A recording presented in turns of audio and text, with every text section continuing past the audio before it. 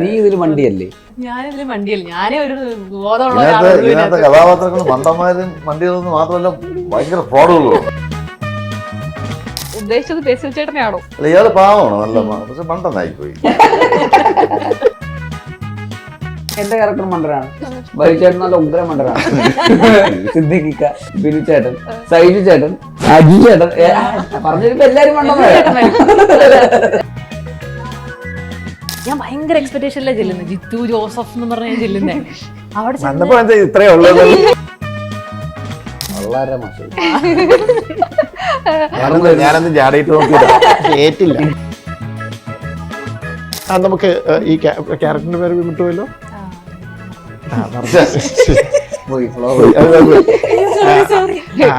ക്യാരക്ടറിലേക്ക് ബൈചേട്ടനൊക്കെ ചില സാധനങ്ങൾ ഞാൻ ചെയ്യുമ്പോ അപ്പൊ എന്നെ സ്പോട്ടിൽ വിളിച്ചിട്ട് അത് ഭയങ്കര രസമുണ്ടായിരുന്നു. പക്ഷെ സിനിമ കഴിഞ്ഞപ്പോഴാ പേര് എപ്പോഴും അറിയില്ലായിരുന്നു. സിനിമ കഴിഞ്ഞപ്പോ അപ്പൊ മറിയാ പിന്നെ കാണാതെ.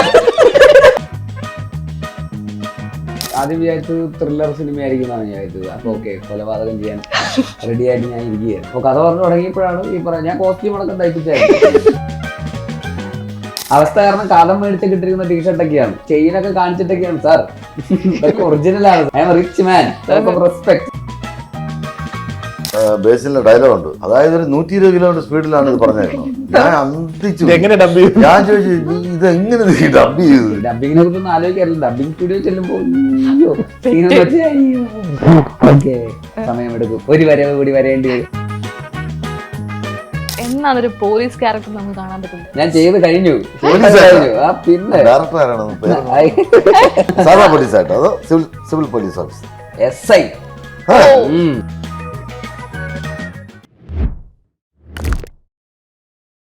Hi, welcome to Jango space. ഞാൻ സ്നേഹ. നുണക്കുഴി എന്ന സിനിമയുടെ വിശേഷങ്ങളുമായി ഇന്നിനോടൊപ്പം ഉള്ളത് ജിത്തു ജോസഫ് സാർ, ബേസിൽ ജോസഫ്, ഗ്രേസ് ആന്റണി ആൻഡ് ബൈജു ചേട്ടൻ. എല്ലാവർക്കും സ്വാഗതം. Thank you.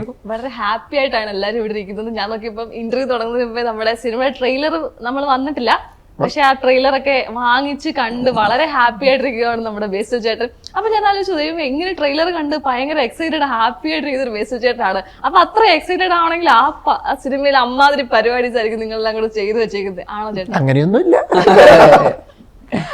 അങ്ങനെ തീരെ ഇല്ലെന്ന് പറയാനും പറ്റില്ല. ഡിപ്ലോമാറ്റിക് ആയിട്ടുള്ള ആൻസർ ഒക്കെ പറഞ്ഞിരിക്കുകയാണ്. രസമുള്ള സിനിമയായിരിക്കും അത്. അങ്ങനെ മിനിമം ഒരു രസം ഉണ്ടാവും. അത് എത്രമാത്രം ആൾക്കാരെ എന്റർടൈൻ ചെയ്യുന്നുള്ളത് ആൾക്കാർ വരുമ്പോഴേ നമുക്ക് പറയാൻ പറ്റുള്ളൂ.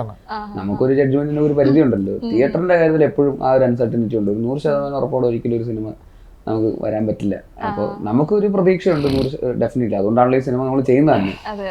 അപ്പോൾ ഇതിന് ഇത്രയും ആക്ടേഴ്സും അവർക്ക് കൃത്യമായിട്ടുള്ള കോമഡി സിറ്റുവേഷൻസും സീനുകളൊക്കെ വരുന്നത്. അപ്പോൾ ഡെഫിനറ്റ്ലി ഇവരുടെ എല്ലാവരുടെയും ഇത്രയും കാലത്തെ എക്സ്പീരിയൻസും എല്ലാം കൂടെ വരുമ്പോൾ തന്നെ അത് വേറെ ഒത്തിരത്തിലേക്ക് പോകും. പിന്നെ ജിത്തു ചേട്ടൻ എന്ന് പറയുന്ന ഒരു ഡയറക്ടർ, അദ്ദേഹത്തിന്റെ എക്സ്പീരിയൻസ് ഉണ്ട്. അദ്ദേഹം മുമ്പ് ഹ്യൂമർ ചെയ്ത് പ്രൂവ് ചെയ്തിട്ടുള്ള ഒരാളും കൂടാണ്. അപ്പൊ അതിന്റെ ഒരു എക്സ്പീരിയൻസും കൂടെ ഇതിന്റെ എല്ലാം കൂടെ വരുമ്പോൾ ഒരു കംപ്ലീറ്റ് പാക്കേജ് ആയിട്ട് ആണ് ഇത് വന്നിരിക്കുന്നത്. അപ്പൊ അത് എക്സൈറ്റിംഗ് ആണ്. ആക്ച്വലി ഞങ്ങൾ ഭയങ്കര എക്സൈറ്റഡ് ആണ്. അതെ, ഈ നുണക്കുഴി എന്നുള്ള സിനിമ ആദ്യം നമ്മള് ലാലേട്ടൻ ത്രൂ അതിന്റെ അതൊരു പോസ്റ്റർ ഒക്കെ വന്നപ്പോഴത്തേക്കും ഞാനിങ്ങനെ ആലോചിച്ചു, നുണക്കുഴി ഓക്കെ, അപ്പൊ എന്തായിരിക്കും ഇതിന്റെ ഒരു ജോണറ കാര്യങ്ങള്, എന്തെങ്കിലുമൊക്കെ കുറച്ച് മറ്റേ റൊമാൻറ്റിക് സാധനങ്ങളൊക്കെ ആയിരിക്കുമോ എന്ന് വിചാരിച്ചിരുന്ന സിറ്റുവേഷനിലാണ് ടീസർ കണ്ടത്. അപ്പൊ നോക്കി വളരെ വ്യത്യസ്തമായിട്ടുള്ളൊരു സാധനം, ഇങ്ങനെ എന്താ പറയുക, നുണകളുമായിട്ട് ഇങ്ങനെ ജീവിക്കുന്ന കുറച്ച് ആളുകൾ, അല്ലെങ്കിൽ അകപ്പെട്ടു പോയ കുറച്ച് കാര്യങ്ങള്. അപ്പൊ ഇത് ഭയങ്കര ഒരു ഫൺ പാക്ഡ് ആണ് നമ്മുടെ മൂവി. ഒരു ഡാർക്ക് ഹ്യൂമർ ഒക്കെ ആണെന്നുള്ളൊരു ജേർണൽ നമ്മളിങ്ങനെ അറിഞ്ഞു.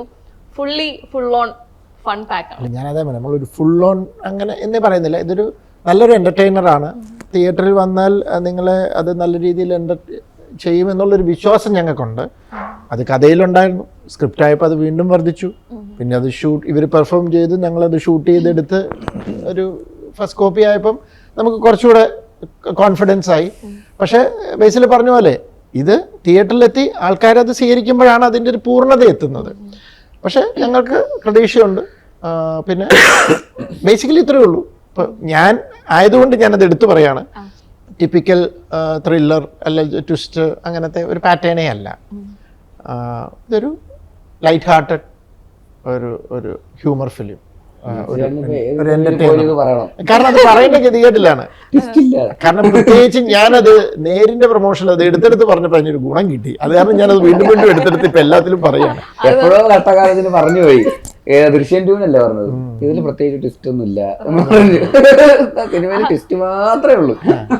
അതെന്താ പറയാ മറ്റേ മഞ്ഞുമെല്ലാം നമ്മുടെ സുഷിൻ ചേട്ടൻ പറഞ്ഞിട്ട് സീൻ മാറ്റി പറഞ്ഞ പോലെ ഇപ്പൊ ഇതൊരു മറ്റേ വാക്കായിട്ട് അങ്ങ് വെച്ചേക്കും അല്ലേ?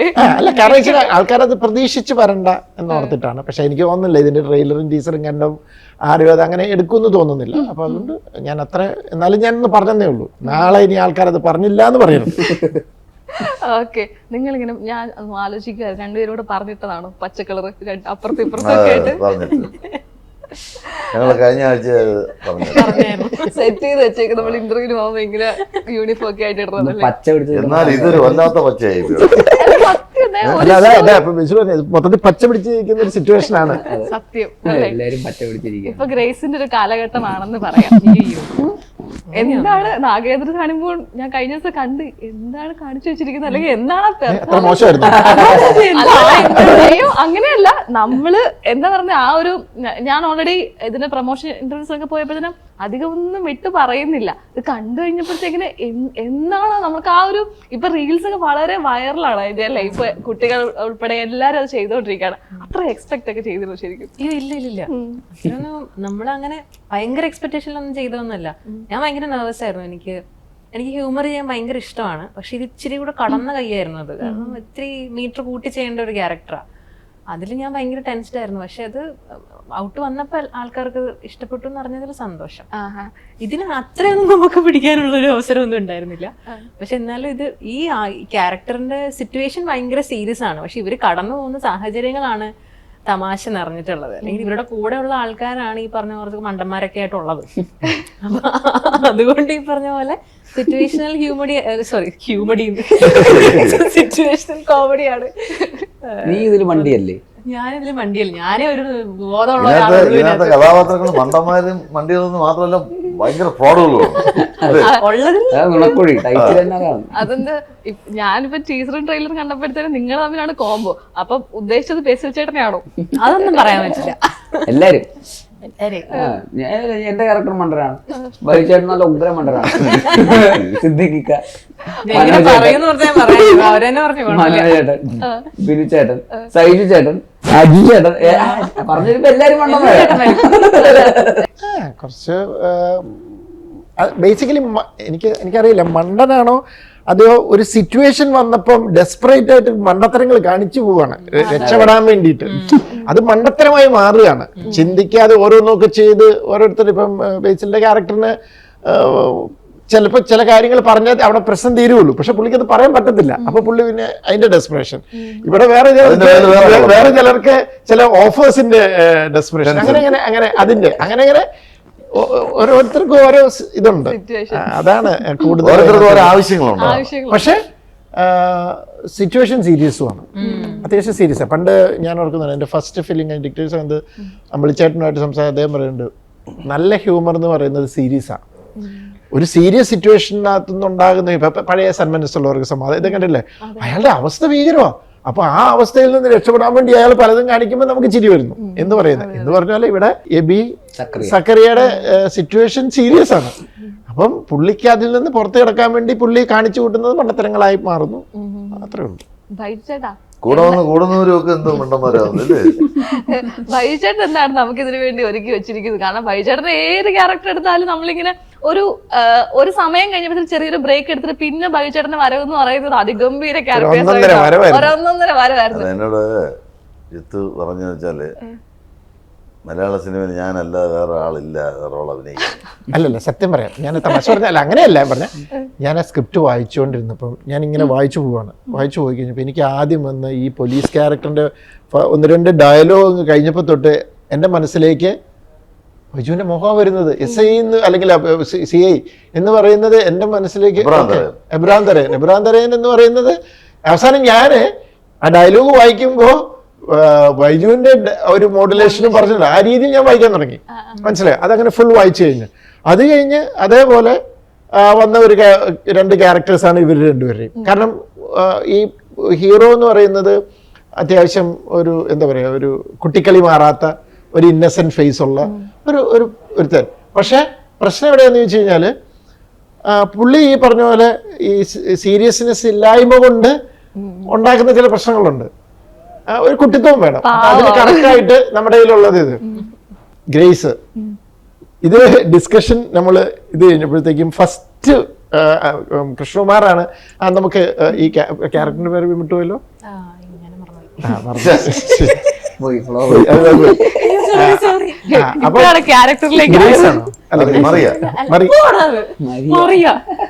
എന്തെങ്കിലും ആട്ടെ. അപ്പൊ ഇങ്ങനെ ഞങ്ങൾ സംസാരിച്ചു വന്നപ്പം കൃഷ്ണകുമാർ പറഞ്ഞു നമുക്കിങ്ങനെ ഗ്രേസ് ആന്റണി എന്ന് പറഞ്ഞപ്പോൾ പെട്ടെന്ന് എന്റെ മനസ്സിലേക്ക് ആ ഫേസ് വന്നു. ഫിക്സ്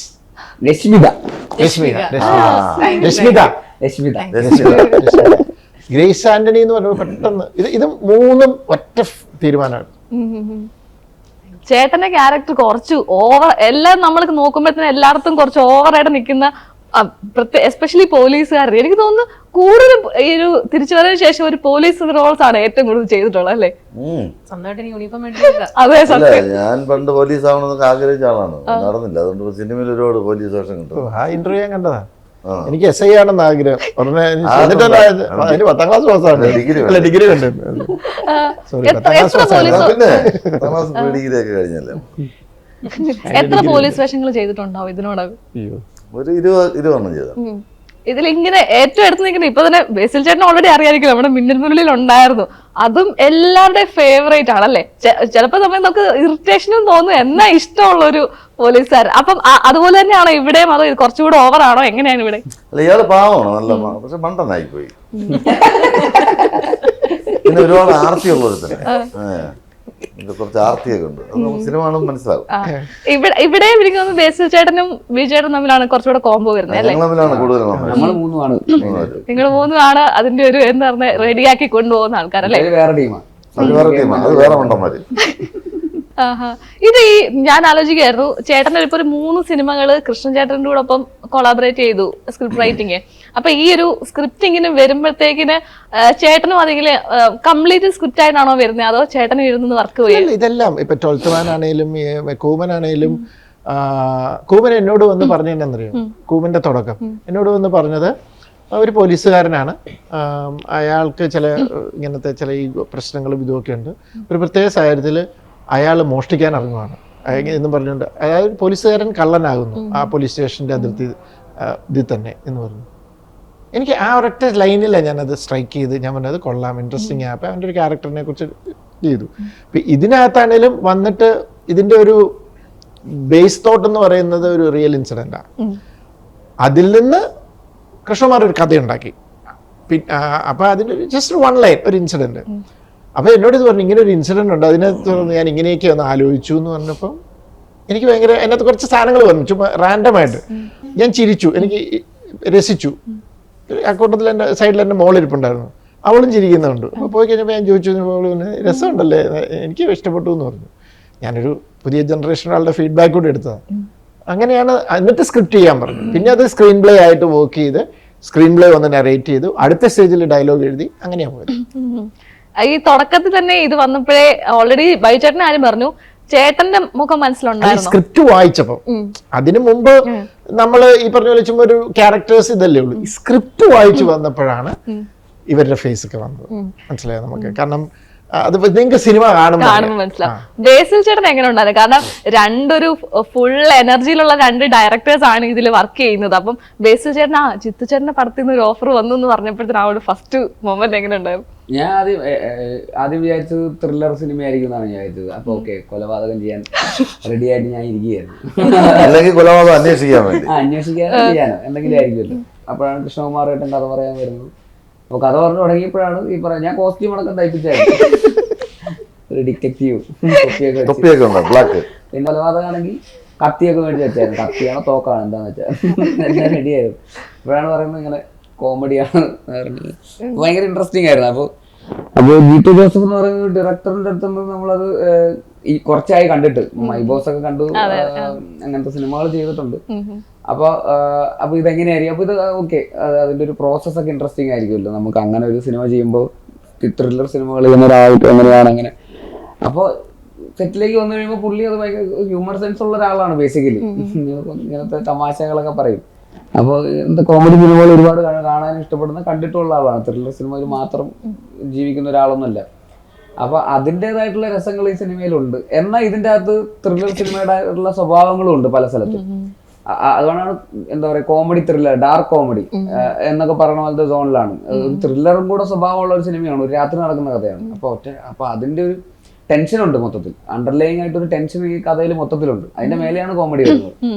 അപ്പൊ അതുകൊണ്ട് അദ്ദേഹത്തിന്റെ ഏറ്റവും കംഫർട്ടബിൾ ആയിട്ടുള്ള ഒരു ലെയർ അതിൻ്റെ അകത്തുണ്ട്. അതിന്റെ മേലെ കോമഡിയും അതിനുള്ള സിറ്റുവേഷൻസും വളരെ ഫേവറബിൾ ആയിട്ട് വരുന്നിട്ട് അതിൻ്റെ അകത്ത് ഈ ആക്ടേഴ്സ് എല്ലാം കൂടെ വന്നിട്ട് അങ്ങോട്ട് പെർഫോം ചെയ്ത് കഴിയുമ്പോൾ അതിന് വേറെ. അപ്പൊ ഇതിനെല്ലാം ഭയങ്കരമായിട്ട് നന്നായിട്ട് ഫെസിലിറ്റേറ്റ് ചെയ്തു അവിടെ അതിന് ഇംപ്രൂവൈസ് ചെയ്യാനും അങ്ങോട്ടും ഇങ്ങോട്ടുള്ള ഫീഡ്ബാക്കുകളും ചെറിയ എന്തൊക്കെയാ വേണ്ടതെന്നൊക്കെ. അപ്പൊ എനിക്കത് ഭയങ്കര നല്ല ഇൻട്രസ്റ്റിംഗ് പ്രോസസ് ആയിട്ട് തോന്നി. ഇങ്ങനെ ഒരു ഹ്യൂമർ സിനിമ ചെയ്യുമ്പോൾ ഉണ്ടാവുന്ന ഒരു രീതിയെ വളരെ ക്ലിയർ ആയിട്ട് തന്നെ എന്നാൽ ഫീഡ്ബാക്സ് ഒക്കെ ഭയങ്കരമായിട്ട് എടുക്കുകയും കേൾക്കുകയൊക്കെ ചെയ്യുന്നുണ്ട്. ഇപ്പോഴും പേടിയുള്ള ഒരാളാണ്, ഫെയിലിയറിനോട് ഭയക്കുന്ന ഒരാളാണ്. ഇത്രയും സക്സസ്ഫുൾ ആയിട്ട് ഹിറ്റുകൾ വന്നിട്ടും ഇപ്പോഴും ഇനിയൊരു പരാജയം ഉണ്ടാവുമെന്ന് ഭയക്കുന്ന ഒരാളുണ്ട്. അപ്പൊ അതും ഭയങ്കരമായിട്ട് സിനിമയ്ക്ക് ഹെൽപ്പ് ചെയ്യും. അതായത് എല്ലാവരുടെയും ഫീഡ്ബാക്സ് അപ്രീഷിയേറ്റ് ചെയ്യാനും അതിൻ്റെ അന്ന് ആവശ്യമുള്ളത് എടുക്കാനും ആവശ്യമില്ലാത്തത് വേണ്ടെന്ന് നോക്കാനും സ്വന്തം ഇതിൽ മാത്രം ഈഗോയിസ്റ്റിക് ആയിട്ട് നിൽക്കുകയല്ല. അപ്പൊ എല്ലാത്തിനും ആ ഒരു വൾണറബിലിറ്റി ഉണ്ടായിരുന്നു. അതാണ് ഇത് ഇത്രയും സക്സസ് ഉണ്ടാകാനുള്ള കാരണമെന്ന് ഞാൻ വിശ്വസിക്കുന്നു. ഈ പറയുന്ന പരാജയപ്പെടുമെന്നുള്ള പേടി. അപ്പൊ അതും ഈ സിനിമയിൽ ഹ്യൂമറൊക്കെ ആണെങ്കിലും നേരത്തെ പറഞ്ഞ പോലെ മോളുടെ അടുത്ത് ചോദിക്കുന്നു ഇത് വർക്കാവോ ഇല്ലയോ.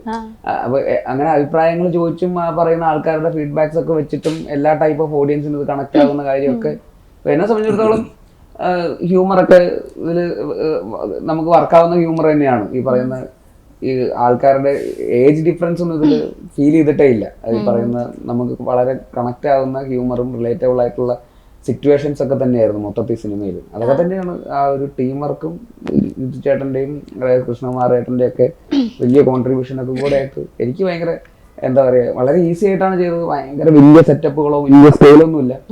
പക്ഷെ എന്നാൽ പോലും നമുക്ക് ഭയങ്കര കംഫർട്ടബിൾ ആയിട്ടും വളരെ രസമായിട്ടൊക്കെ ചെയ്ത ഒരു സിനിമ തന്നെയാണ്. അപ്പൊ പ്രോസസ്സ് ഭയങ്കരമായിട്ട് എൻജോയ് ചെയ്തു.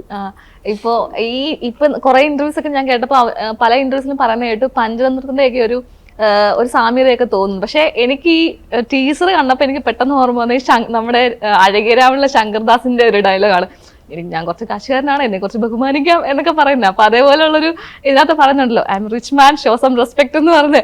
അപ്പം അത്രയും റിച്ച് ആയിട്ടുള്ള വളരെ പാവപ്പെട്ട ഇങ്ങനെയൊക്കെ എപ്പോഴും പറഞ്ഞുകൊണ്ടിരിക്കുന്ന ഒരു ആളാണോ അതിനകത്ത്? പാവപ്പെട്ട ആളല്ല, ഐ മീൻ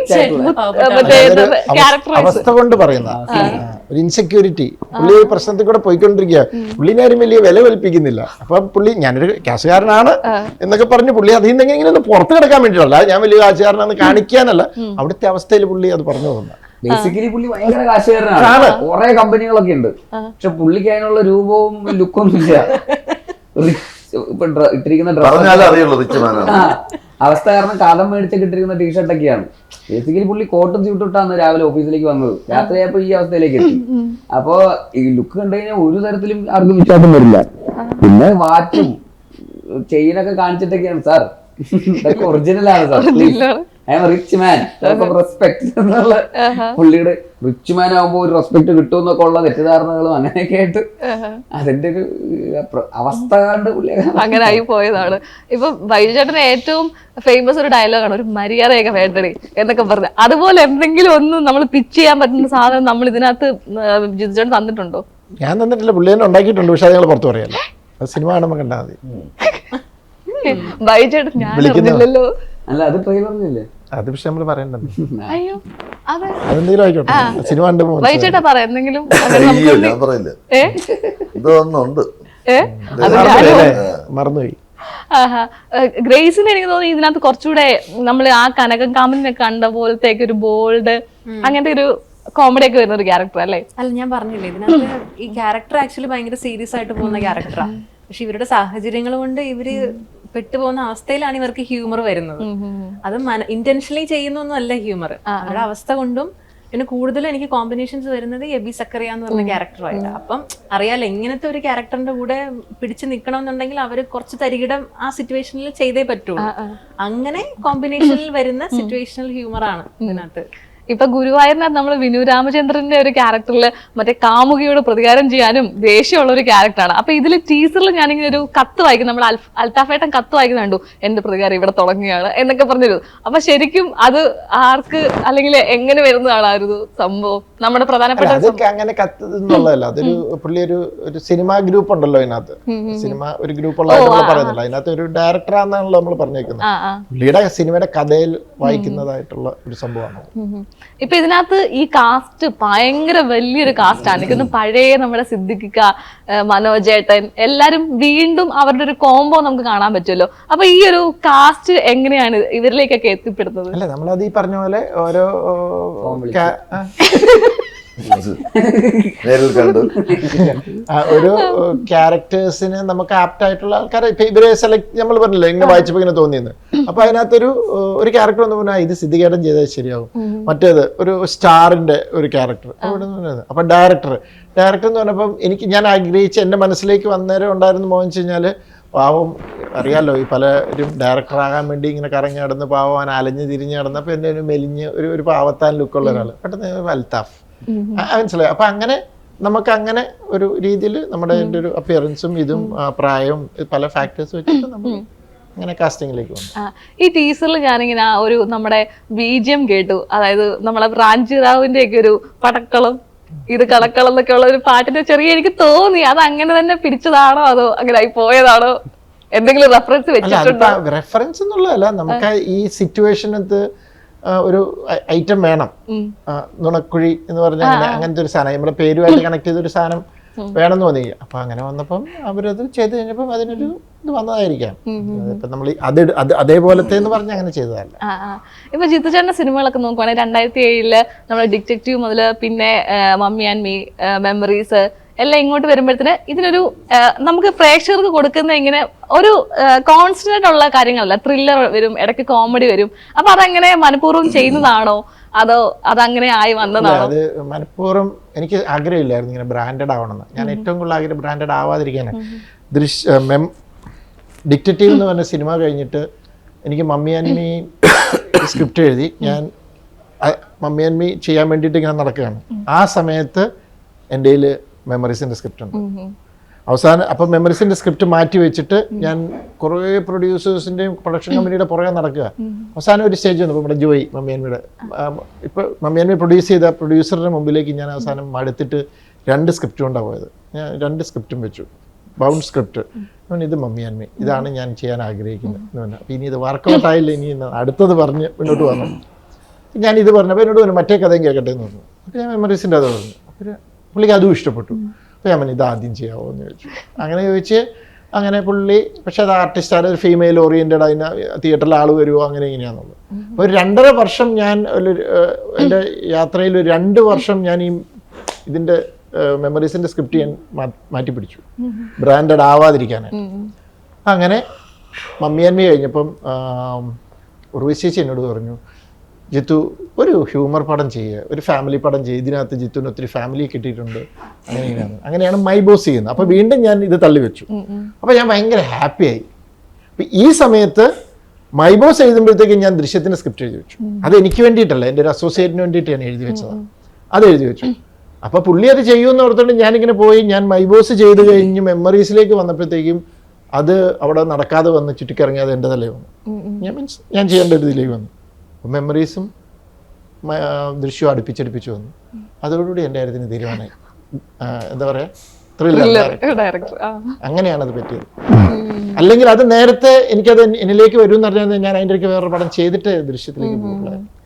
ഇങ്ങനെ ഇപ്പൊ തന്നെ പറഞ്ഞപ്പോഴത്തേന് നമുക്ക് ഇത് ചെയ്യാം എന്ന് പറയും, അതായത് എന്റെ ഒരു കാര്യങ്ങള് നിർബന്ധബുദ്ധിയുള്ള ഒരാളാണ്, ഇങ്ങനെ തന്നെ പോകണം അങ്ങനെ. അല്ല, എൻ്റെ ഒരു ആഗ്രഹമായിരുന്നു ബ്രാൻഡഡ് ആകരുത് എന്നൊരു ആഗ്രഹം കൊണ്ടാ എനിക്ക് അതൊന്ന് ചെയ്യണം എന്നൊരു ആഗ്രഹം. കാരണം ഡിറ്റക്റ്റീവ് ചെയ്യുമ്പോൾ ഫാമിലി ഒന്നും ആ സിനിമ കണ്ടിട്ടില്ല. ഏതോ ഒരു യൂട്യൂബ് സുരേഷ് ഗോപിനെ വെച്ചൊരു പടം ചെയ്യുന്നു, കുറച്ച് ചെറുപ്പക്കാർ വന്ന് കണ്ടു. അതിനൊന്ന് അന്നത്തെ ക്ലൈമാക്സിനൊക്കെ കുറെ പേര് വിളിക്കുകയും കുറച്ച് ഇതുണ്ടായി, പക്ഷെ ഫാമിലി ആരും വന്നില്ല. അപ്പം ഇതൊരു ഫാമിലി സിനിമയാണ് മമ്മി ആൻഡ് മീ. എനിക്ക് ഭയങ്കര കോൺഫിഡൻസ് ഉള്ളൊരു സബ്ജക്റ്റ് ആയിരുന്നു. കാരണം വെച്ചാൽ എല്ലാ വീട്ടിലും ഉണ്ടത്.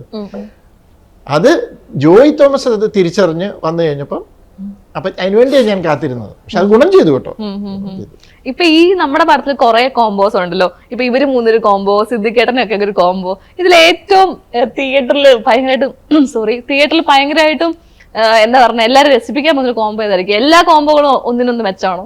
എല്ലാം ഒന്നിനൊന്നും വെച്ചാൽ പിന്നെ അത് ഓരോരുത്തരുടെ കാഴ്ചപ്പാടനുസരിക്കും. അത് ഹ്യൂമർ എനിക്ക് അത് താൻ കണ്ടിട്ട് പറ ഇതിനകത്ത് ഏതാന്ന്. കാരണം ഇത് ഓരോരുത്തർക്ക് ഓരോ രീതിയിലായിരിക്കും ഇഷ്ടപ്പെടുന്നത്. ചിലർക്ക് ചിലപ്പോൾ ഈ കോമ്പിനേഷൻ ആണ്, ചിലർക്ക് ആ കോമ്പിനേഷൻ ആയിരിക്കും. നമുക്ക് പറയാൻ പറ്റത്തില്ല. ഞങ്ങൾക്ക് അതെല്ലാം ഓക്കെയാണ്. ആസ് എ ഡയറക്ടർ എനിക്ക് എല്ലാം ഓക്കെയാണ്. ഞാനിങ്ങനെ ആലോചിക്കുമായിരുന്നു, അല്ലാതെ ഓക്കെ അല്ലെങ്കിൽ ഞങ്ങളെ കുറിച്ച് പറ്റിയല്ലേ. ബേസിൽ ചേട്ടന്റെ സിനിമകൾ നോക്കുമ്പോഴേ ഈ ഡയലോഗ് ഡെലിവറി ഭയങ്കര ഇമ്പോർട്ടന്റ് ആണ്. ഈ ഗുരുവായൂരെ കാണുമ്പോഴത്തേന് എന്ത് ചിലപ്പോ സ്പീഡിലൊക്കെയാണ് ഞാൻ ഈ പടത്തില് അതെ പറഞ്ഞു. ഈ പടത്തിൽ അഭിനയിക്കുമ്പം ബേസിലെ ഡയലോഗ് ഉണ്ട്. അതായത് ഒരു 120 കിലോമീറ്റർ സ്പീഡിലാണ് ഇത് പറഞ്ഞേക്കുന്നത്. ഞാൻ അന്തിച്ചു. എങ്ങനെ ഡബ് ചെയ്യും? ഞാൻ ചോദിച്ചു ഇത് എങ്ങനെ ഡബ് ചെയ്തത്? സത്യം. അത് കഴിഞ്ഞ് പറഞ്ഞിട്ടുണ്ട് ക്ലൈമാക്സിലും അതിനേക്കാൾ സ്പീഡിൽ ഒരു ഐറ്റം ഉണ്ട്. എന്ത് സ്പീഡിലാണ് പറഞ്ഞത്? പക്ഷെ അതാണ് ഏറ്റവും ഈസി ആയിട്ട് പുള്ളി ഡബ് ചെയ്യുന്നത്. എനിക്ക് സ്ലോ ഡയലോഗിന് ഇച്ചിരി അതെ ഞാൻ കാരണം നമ്മൾ സിനിമകളൊക്കെ ചെയ്യുമ്പോഴത്തേന് എല്ലാവരും ആലോചിച്ചിട്ടായിരിക്കും, കാരണം ഡബിങ്ങും കൂടെ പിടിക്കണമെന്നും ആലോചിച്ചായിരിക്കും ഡയലോഗ് ഡെലിവറി നടത്തുന്നത്. ചേട്ടൻ എന്ന് വെച്ചാൽ അമ്മാതിരി സ്പീഡിലാണ്. അപ്പൊ ഇത് എങ്ങനെ ഡബിങ്ങിൽ പിന്നെ ഡയറക്ടർക്കല്ലേ എവിടെ വെച്ച് എവിടെ എന്നാലും ഇതിനൊരു ഇത് കാണുമല്ലോ, എന്തിനൊരു മാജിക് കാണുമല്ലോ. ഡബിങ്ങിനെ കുറിച്ചൊന്നും ആലോചിക്കാറില്ല. ഡബിങ് സ്റ്റുഡിയോ ചെല്ലുമ്പോ സമയമെടുക്കും, വരുന്നിടത്ത് വെച്ച് കാണാം, ഒരു വരവ് കൂടി വരേണ്ടി വരും, മോഡിലെത്തും. പക്ഷെ പിന്നെ അങ്ങനെ അരി പറക്കാറുണ്ടോ ചേട്ടാ അവിടെ ഇരുന്നിട്ട്? പിന്നെ ഡബിങ് സ്റ്റുഡിയോയിൽ ഉറപ്പായിട്ടും ചിലതിലൊക്കെ ഒന്ന് സ്റ്റക്കായി പോയി കഴിഞ്ഞാൽ പിന്നെ എത്ര വിചാരിച്ചാൽ അതെങ്ങനെ ലൊക്കേഷനിൽ അത് ഇത്ര ഈസി ആയിട്ട് പറഞ്ഞു വിചാരിക്കും. ചില സാധനം സിമ്പിൾ ഡയലോഗ് ആയിരിക്കും, വലിയ കിലോമീറ്റർ ഇതൊക്കെ ഉള്ള പടപടയെന്ന് പറയായിരിക്കും. അപ്പൊ വളരെ ബേസിക് ആയിട്ട് സിമ്പിൾ ആയിട്ട് പറയാനുള്ളതൊക്കെ ഒന്ന് സ്റ്റക്കായി പോകും. ആ രണ്ട് വേർഡുകൾ തമ്മിൽ അങ്ങ് ഉടക്കി ഒരു ബ്രേക്ക് എടുത്തിട്ട് ക്ലൈമാക്സിന്റെ ഇത് ഒറ്റ സ്ട്രെച്ചിനല്ലേ നമ്മൾ പോയത്. അതെ അതെ അതെ. അങ്ങനെ സ്റ്റക്കായി പോയതിൽ ഒരു പടത്തിന്റെ ഡയലോഗ് ഉണ്ടോ മറ്റേ ഡബിങ് സ്റ്റുഡിയോയിൽ പോയിട്ട് ഇത് തീർന്നില്ലല്ലോ? എനിക്ക് അങ്ങനെ പെട്ടെന്ന് എല്ലാ സിനിമയിലും ഉണ്ടാവാറുണ്ട് ഡെഫിനറ്റ്ലി. നമ്മൾ നായകന് നമ്മുടെ ഡയറക്ടർ കൂടിയാണ് ബേസിൽ ചേട്ടൻ. അപ്പൊ നിങ്ങള് ജിത്തു ചേട്ടൻ എത്രത്തോളം ഒരു കംഫർട്ടബിൾ ഉണ്ടായിരുന്നു ബേസിൽ ചേട്ടനൊപ്പം വർക്ക് ചെയ്യാൻ? കാരണം ഒരു ഗിവ് ആൻഡ് ടേക്ക് ആണല്ലോ ഒരു ഡയറക്ടറും ആക്ടറും തമ്മിലുള്ളത്. അപ്പൊ എത്രത്തോളം ഈസി ആയിരുന്നു? പിന്നെ സജഷൻസ് ഒക്കെ പറയുമായിരുന്നു, എങ്ങനെയായിരുന്നു? തീർച്ചയായിട്ടും അതെല്ലാവരും ഞാനത് വെൽക്കം ചെയ്യുന്ന ഒരാളുമാണ്. അതിപ്പോൾ ബേസിലിൻ്റെതായ അഭിപ്രായങ്ങളുണ്ട്. ഇപ്പം ബൈജുവിനാണെങ്കിൽ ബൈജുവിൻ്റെ ഉണ്ട്. ഇവരെല്ലാവരും ബൈജു ആണെങ്കിലും ഞാൻ ഇങ്ങനെ ഒരു ഡയലോഗ് പറയട്ടെ, ഇങ്ങനെ പറഞ്ഞ രസമായിരിക്കും. അപ്പോൾ ചിലപ്പോൾ 10 കാര്യം പറയുമ്പോൾ അതിനകത്ത് 5 നമ്മൾ ഓക്കെ പറയും, 5 അപ്പോൾ അവർ ഓക്കെ. ഇത് തന്നെ ബേസിക്കലി ബേസിലും ഒരു ഡയറക്ടേഴ്സ് ആക്ടറായിട്ട് തന്നെ പുള്ളിക്ക് അറിയാം ഒരു ഡയറക്ടറുടെ ബുദ്ധിമുട്ട് പുള്ളിക്കറിയാം. പുള്ളി ഒരു ഡയറക്ടർ ആയതുകൊണ്ട് അപ്പം അതുകൊണ്ട് തന്നെ ഡിസ്കസ് ചെയ്യും, ഇത് ചെയ്യും. ഇപ്പം ഞാനത് ഓക്കെ എനിക്ക് ഡയറക്ടറിന്റെ ബുദ്ധിമുട്ട്. അതെ അതെ. അപ്പം നമ്മളത് ഓക്കെ അല്ലെന്ന് പറഞ്ഞാൽ ഓക്കെ അല്ല, അത് അങ്ങനെയല്ല, അങ്ങനെ അതാണ് basically is very comfortable to work with. അതാണ്, അല്ലാതെ അങ്ങനെ ഇന്നത് വേണം അങ്ങനെയുള്ള പിടിവാശികളോ അങ്ങനെയൊന്നുമില്ല.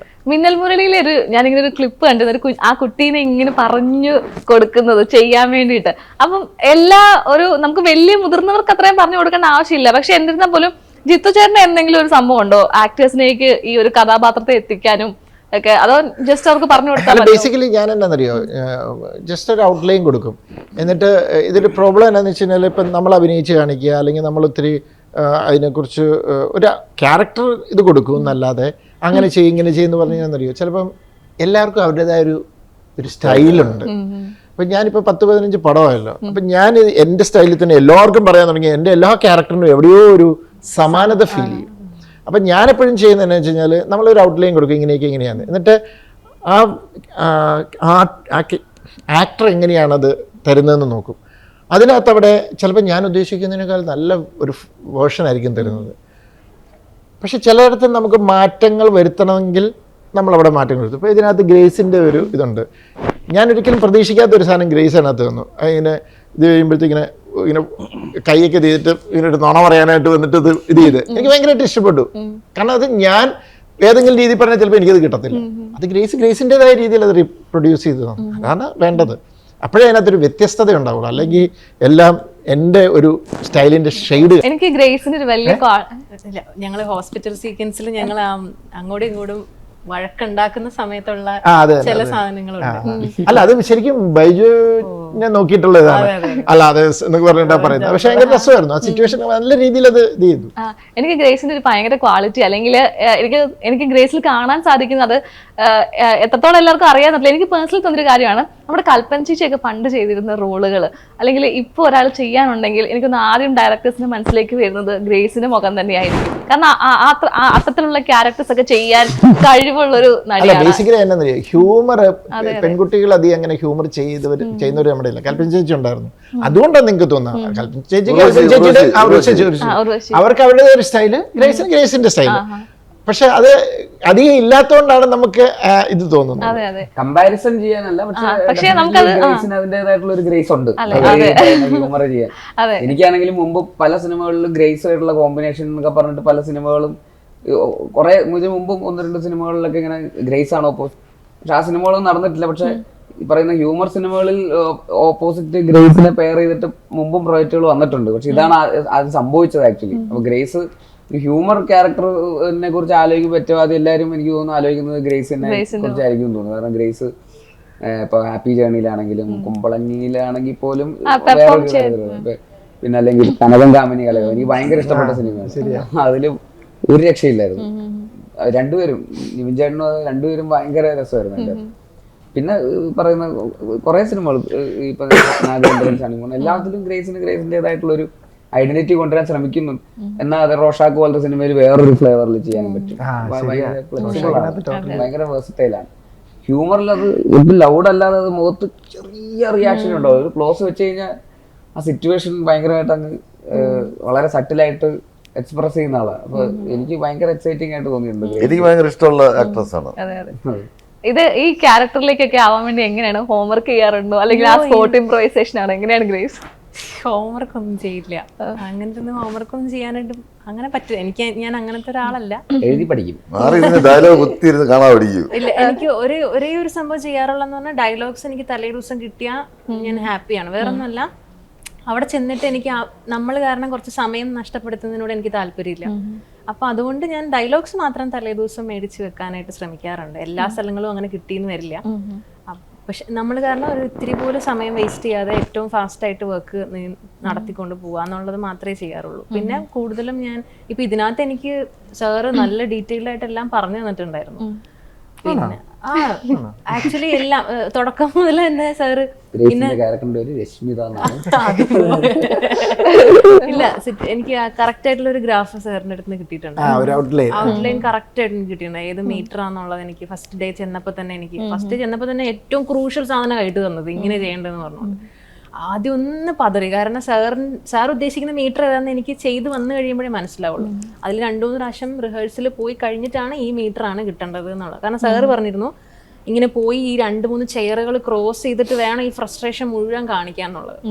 അപ്പൊ നോർമലി ഞാൻ ചെയ്യുവാണെന്നുണ്ടെങ്കിൽ ഞാൻ ആ ചെയറൊന്നും ക്രോസ് ചെയ്ത് അവിടെ നിന്നിട്ടായിരിക്കും കാണിക്കുക. അപ്പൊ സാറിന്റെ ആ ഒരു കറക്റ്റ് ഐഡിയ എന്താന്നുള്ളത് പറഞ്ഞു തന്നുകൊണ്ടാണ് എനിക്കത് മനസ്സിലായത്. അല്ലാതെ അവിടെ നിന്ന് ഒരു ആക്ടർ നോക്കിയിട്ട് അങ്ങനെ ചീത്ത പറഞ്ഞു കഴിഞ്ഞാൽ നമുക്കത് ശരിയാവില്ല. അപ്പൊ കറക്റ്റ് നമ്മളിലേക്ക് ഇറങ്ങി വന്നിട്ടാണ് സാർ കൂടുതലും പറഞ്ഞു തരുന്നത്. എന്നോട് പറഞ്ഞു തരുന്ന രീതിയിലല്ല ബേസിലെടുത്ത് പോയി പറഞ്ഞു തരുന്നത്. അതുപോലെയല്ല വയസ്സേരുടെ അടുത്ത് ചെല്ലുന്നത്. ഓരോരുത്തരും അവരവരുടെ ക്യാരക്ടർ എന്താ അല്ലെങ്കിൽ അവരുടെ സ്വഭാവം മനസ്സിലാക്കിയിട്ട് ചെന്ന് പറയുള്ളൂ. അപ്പോൾ അങ്ങനെ ഒരു നല്ലൊരു ഫൺ എക്സ്പീരിയൻസ്. ആദ്യം എനിക്ക് പറ്റിപ്പോന്ന് പറഞ്ഞാൽ ഞാൻ ഭയങ്കര എക്സ്പെക്ടേഷനിലാണ് ചെല്ലുന്നത്. ജിത്തു ജോസഫ് എന്ന് പറഞ്ഞ ചെല്ലുന്നത്. അവിടെ അതല്ല, ഞാൻ ചെന്നിട്ടില്ല. ഞാൻ ചെന്ന് ആദ്യമേ ഗ്രേറ്റ് ചെയ്തു. First good morning sir mind ചെയ്യല്ല. സാറ് സാറങ്ങ് പോയി. ഞാൻ ആകെ തകർന്നു പോയി. എന്നെ മൈൻഡ് ചെയ്തില്ല. ഈശ്വര, ഒരു വിഷു പോലും തന്നില്ലല്ലോ. 2ാമത്തെ ദിവസമായി 3ാമത്തെ ദിവസമായി സാർ അത് തന്നെ പോണം. സാറ് ഭയങ്കര സീരിയസാ. വർക്ക് തുടങ്ങി കഴിഞ്ഞാൽ പിന്നെ ആരെന്തൊക്കെ പറഞ്ഞാലും സാറ് പിന്നെ അവിടെ ചിരിയും കളിയൊന്നുമില്ല. അങ്ങനെ 2-3 ദിവസം കഴിഞ്ഞപ്പോൾ ഞാൻ പോയി ലിൻഡ ചേച്ചിയുടെ അടുത്ത് നിന്ന് ചോദിച്ചു, സാറ് ഭയങ്കര സീരിയസ് ആണല്ലോ, നമുക്ക് ചിരിക്കണമൊന്നുമില്ലല്ലോ, എന്താണ് ഇങ്ങനെയാണ്, എന്നോട് എന്തെങ്കിലും പേഴ്സണൽ ദേഷ്യം ഉണ്ടെന്ന് വെച്ചപ്പോൾ ലിൻഡ ചേച്ചി പറയാം, എന്റെ പൊന്ന് ഗ്രേസ്, അത് വർക്ക് തുടങ്ങി കഴിഞ്ഞാൽ അതിന്റെ തലയ്ക്കകത്ത് അത് മാത്രമേ ഉണ്ടാവുള്ളൂ. അതുകൊണ്ടാ, വേറെ ഒന്നും വിചാരിക്കണ്ട. ചുറ്റും എല്ലാം എൻജോയ് ചെയ്യുന്നുണ്ട്, എല്ലാം അറിയുന്നുണ്ട്.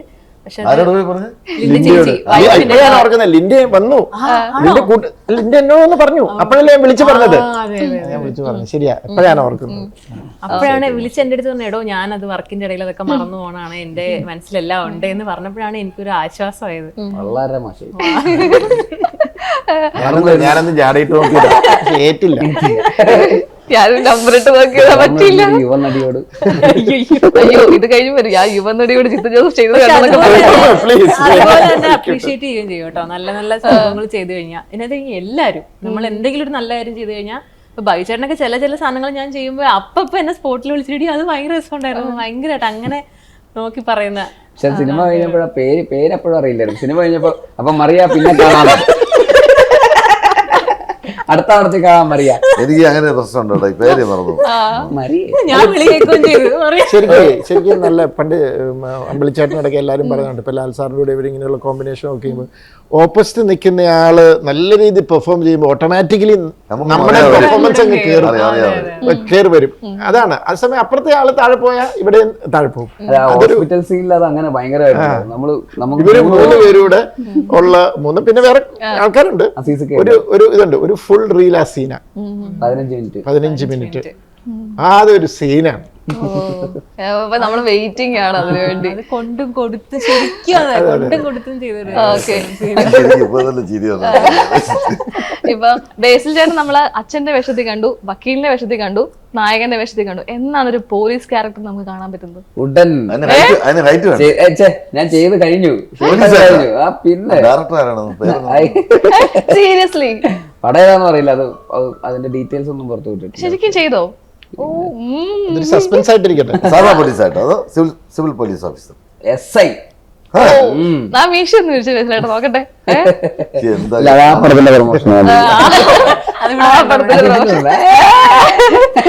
നമ്പർ വേണ്ട.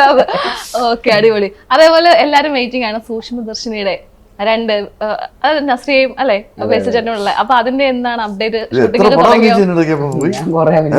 അത് ധ്യാൻ ചേട്ടൻ കഴിഞ്ഞ ഏറ്റവും കൂടുതൽ പടങ്ങളുള്ളത് ബേസിൽ ചേട്ടനാണ്. ഡേറ്റ് ക്ലാഷ് ഉള്ളത് കൊണ്ടല്ലേ? സൂക്ഷ്മദർശിനി ഷൂട്ട് കഴിഞ്ഞു. എന്റെ ഇന്നലെ രാത്രി കഴിഞ്ഞു. പടം അടുത്ത 2 ദിവസത്തിനുള്ളിൽ കഴിഞ്ഞു. നാളെ അടുത്തതിൽ ജോയിൻ ചെയ്യാണ് അല്ലേ?